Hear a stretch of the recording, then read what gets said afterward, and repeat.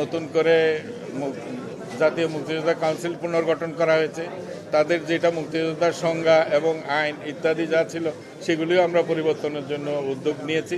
মন্ত্রী পরিষদে এগুলি উপদেষ্টা পরিষদে অনুমোদন হলে আমরা সেগুলি কার্যকর করব।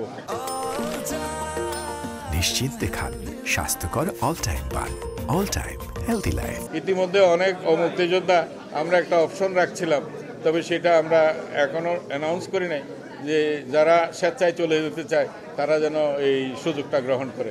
অনেকেই আমাদের কাছে চেয়েছে, মুক্তিযোদ্ধাদের কাছে ক্ষমা চেয়েছে, জাতির কাছে ক্ষমা চেয়েছে এখানে তালিকাভুক্ত হওয়ার জন্য।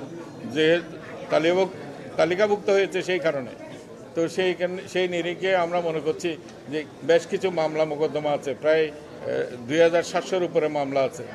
মামলা নিয়েই মুক্তিযোদ্ধা হয়েছে, গেজেট হয়েছে, ইত্যাদি হয়েছে। সেগুলি আমরা দেখছি।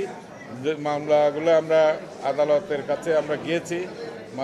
আদালত যদি এই মামলার ব্যাপারে যে যথাযথ যদি রায় দেয়, আমরা মনে করছি সেই অসঙ্গত আছে অনেক বিষয়, এইগুলি যদি আমরা রায় পাই তাহলে আমরা তাদেরকে শাস্তিমূলক ব্যবস্থায় নেব এবং এক্ষেত্রে অনেক মুক্তিযোদ্ধা হবে।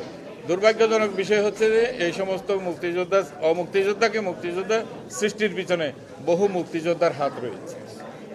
এটা উপজেলা পর্যায়ে, জেলা পর্যায়ে বিভিন্ন জায়গা থেকে এই জিনিসগুলো হয়েছে। এগুলির জন্য মুক্তিযোদ্ধা সংসদকেও সক্রিয় করার চেষ্টা করছি, এটাও সংসদও আসবে। তো সব মিলে আমরা এমন একটা উদ্যোগের মধ্যে যাচ্ছি যে আমরা যারা মুক্তিযোদ্ধা হয়েছে তাদেরকে জবাবদিহিতার মধ্যে আনতে পারবো।